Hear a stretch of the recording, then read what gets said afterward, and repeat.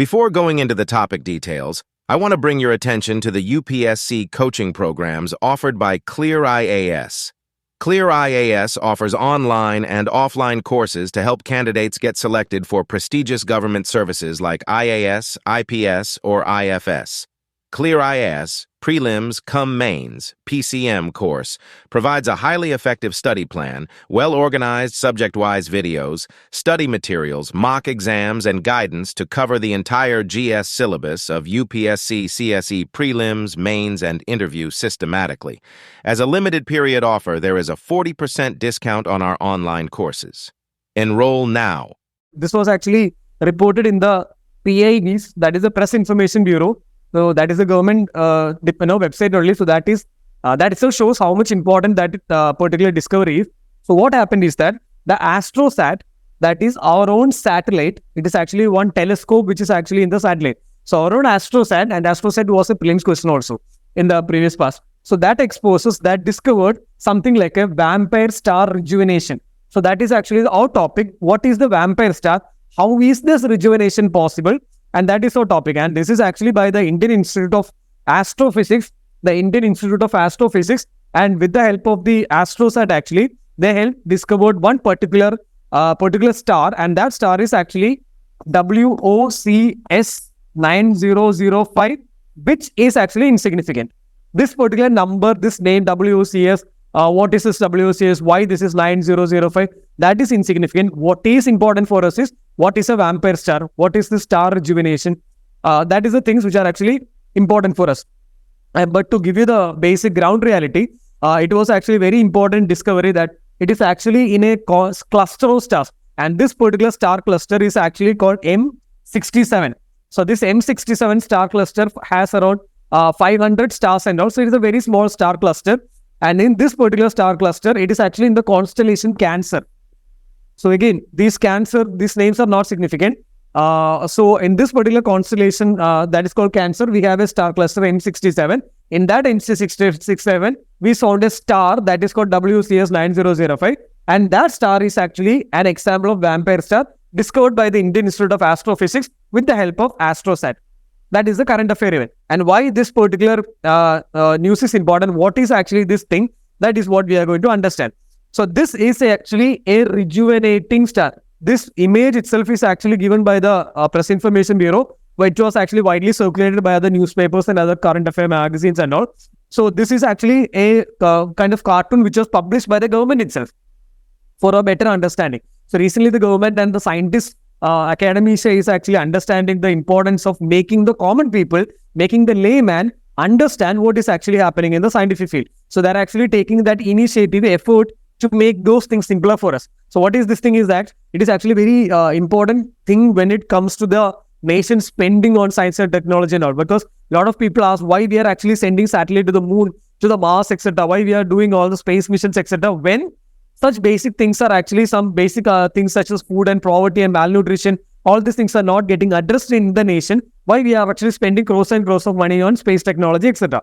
So in that particular field, the government, definitely the scientists also want to express their thing that these things are important for us. So they are actually slowly, gradually disseminating the information in the language, in the way we know.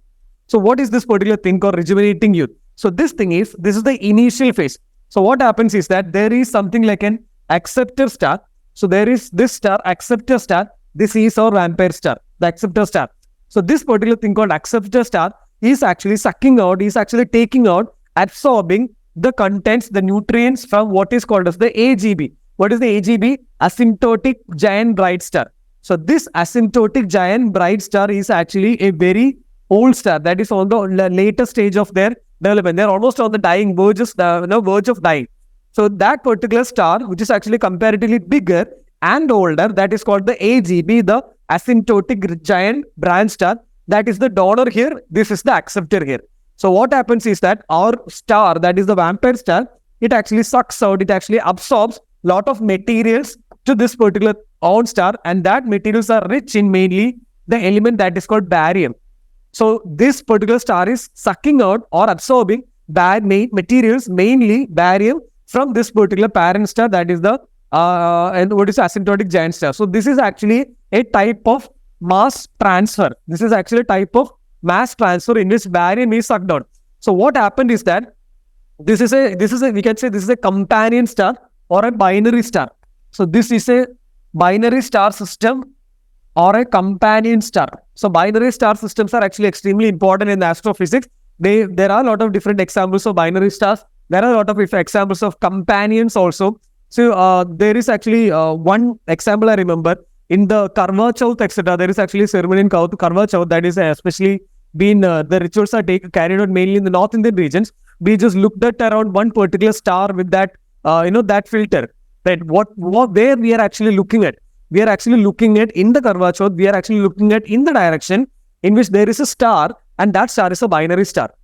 So that is where that Karwa Chauth, we are looking in the direction of a binary star. So it is actually representing the couple, the husband and wife. So that is why the wife actually looks at that particular star, representing the strength of the particular thing called marriage. So this binary stars are actually not a new thing. It is already an existing phenomenon. So we are actually observing in a binary star, in a companion star, the absorption of materials. So that is how a new concept, already an existing concept, but the Indian discovery, the new concept called vampire star is actually established.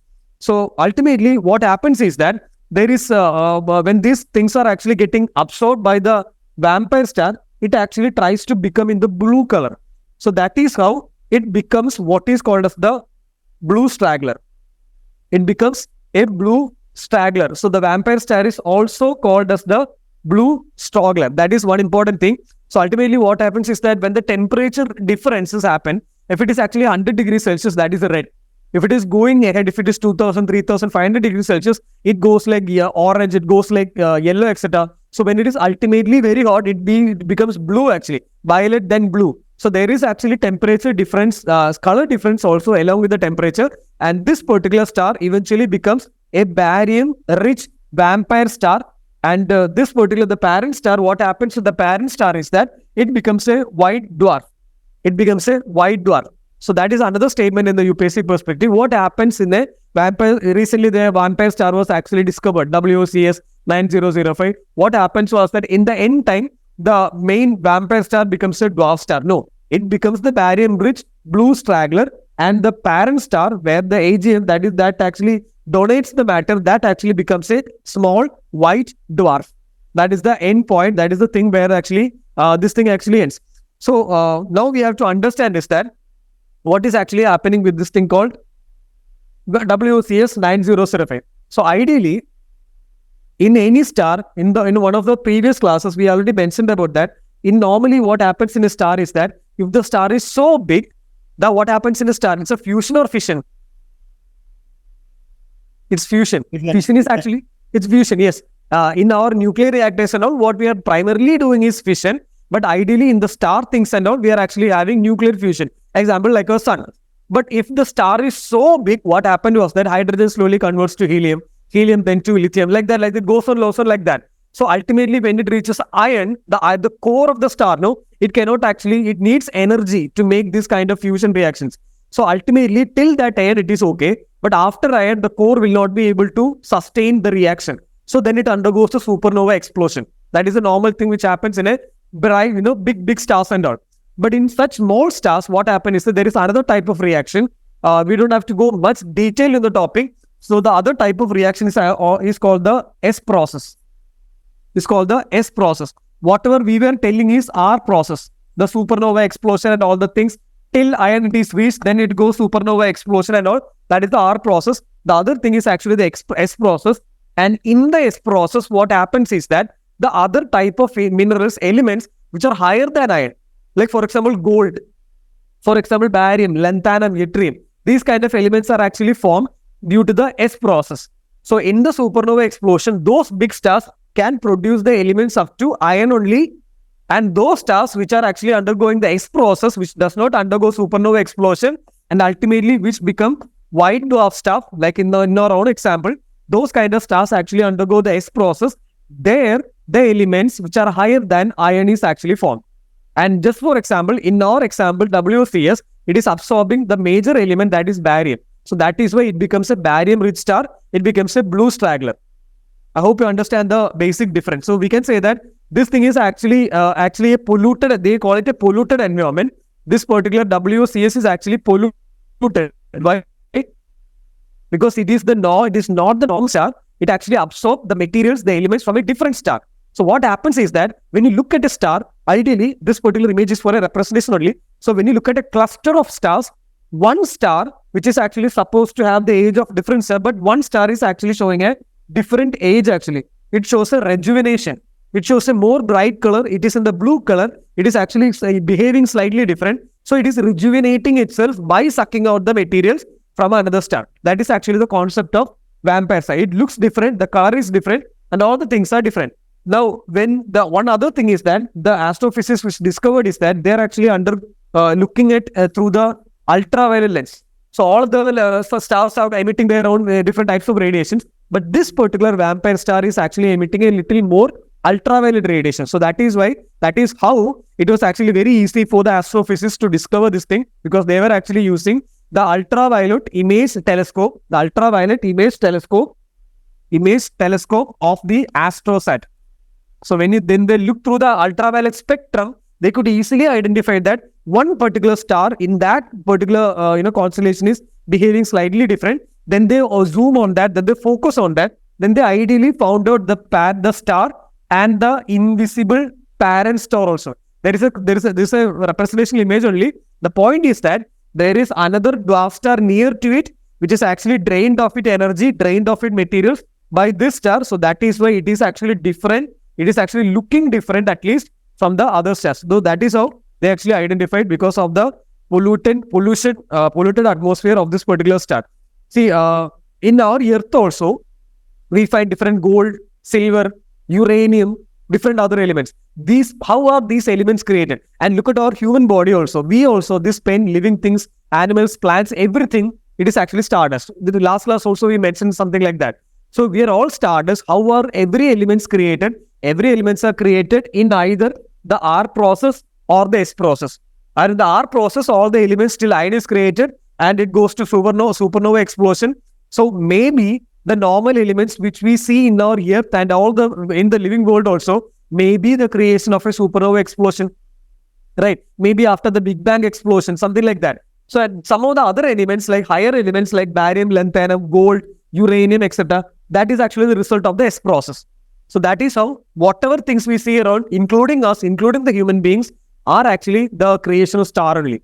How the stars are created and die, that is how the life is actually created. If a star is dying out somewhere, when we hear the news of a supernova explosion, it may be a beginning of some other new civilization. Maybe billions and billions of years into the future, that supernova explosion may create another civilization. Why? How? Because of the creation of new elements. Maybe it create a new life.